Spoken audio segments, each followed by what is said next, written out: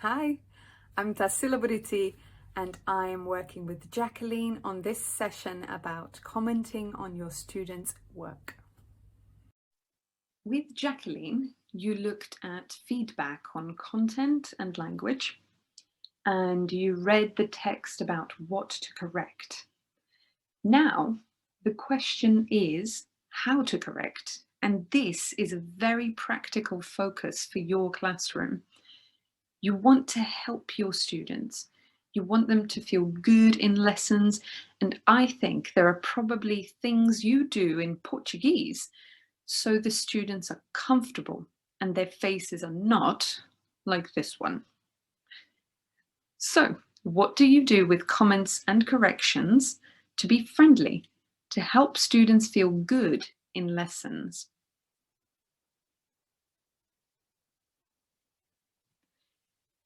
Take a minute and answer this question. Pause the video, think and make notes.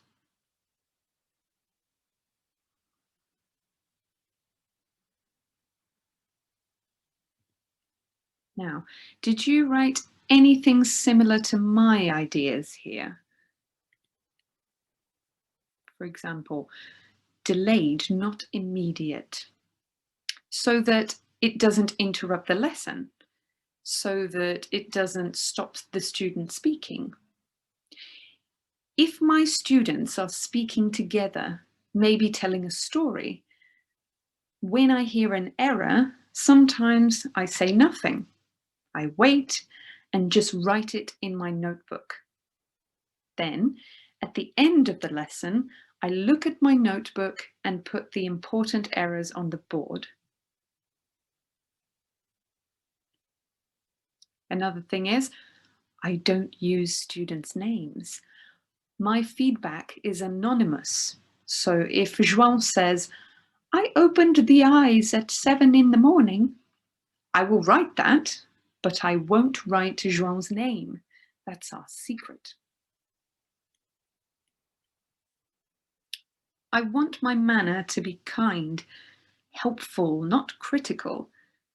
I use a soft voice and I smile. Maybe you do this too.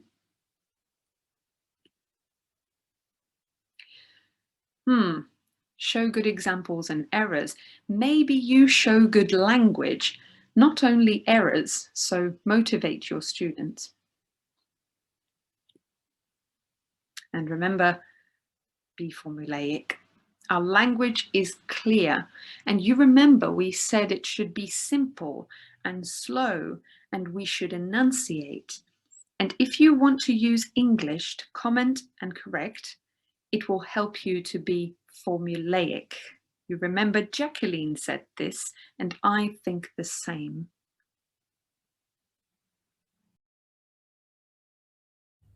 We're here to help you so that you can help your students.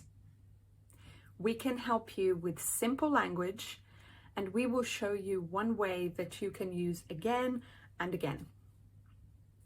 Look at my example. Imagine I am talking to my students now. When you were speaking, I was listening and writing in my notebook.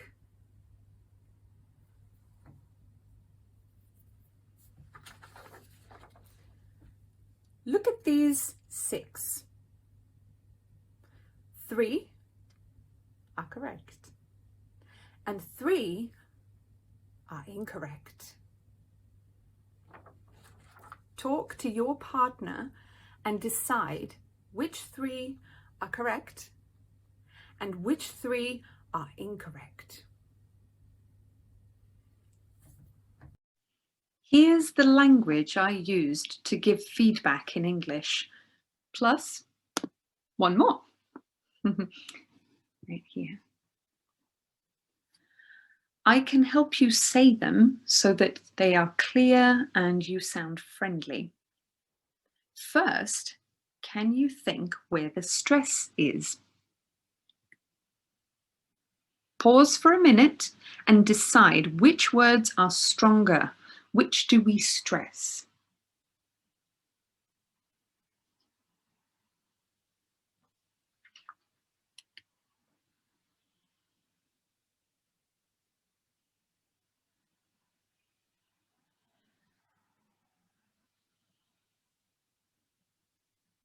Is this the same as you said?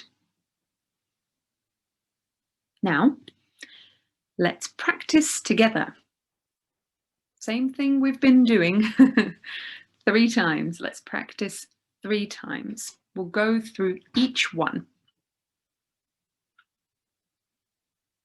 When you were speaking, I was listening and writing. Look at these 6. 3 are correct, 3 are incorrect. Talk to your partner and say which are correct, which are incorrect.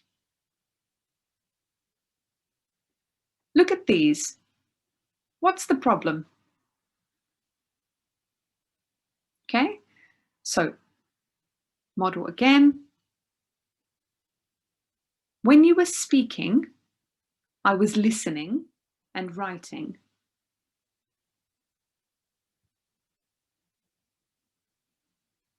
Look at these 6. 3 are correct, 3 are incorrect. Talk to your partner and say which are correct, which are incorrect. And the final one. Look at these. What's the problem?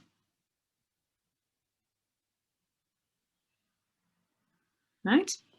Now, we'll try all of them one more time, and then you can pause the video and practice. So let's go to the top, back to the beginning. When you were speaking, I was listening and writing.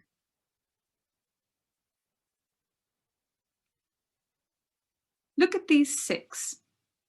3 are correct, 3 are incorrect. Talk to your partner and say which are correct, which are incorrect. Look at these. What's the problem? Now pause this recording and practice alone 3 times.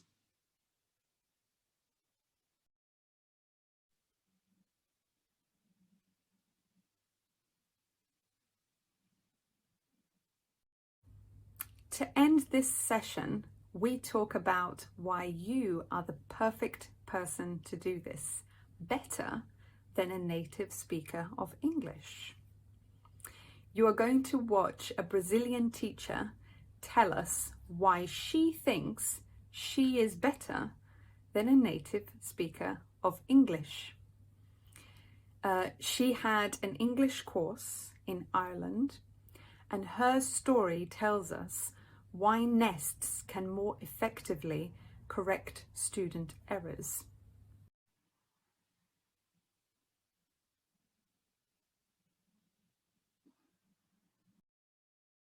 In his book, The Non-Native Teacher, Midges has a similar message to the one you saw from Fernanda.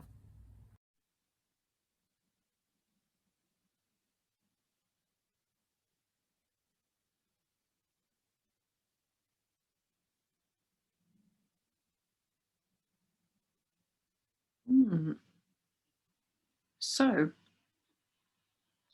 because we speak Portuguese, we know why our students make the errors they do. We all know that most errors our students make come from the mother tongue because they are simply translating from what they know in Portuguese. And this is true of grammar and also true of vocabulary. Because of false friends, we know, for example, that sensível in Portuguese is not sensible in English, and that grande is not the same as English grand. So we can help students to learn sensível is sensitive and grande is big. That's all for this session with me. Next, it's the quiz. Bye for now.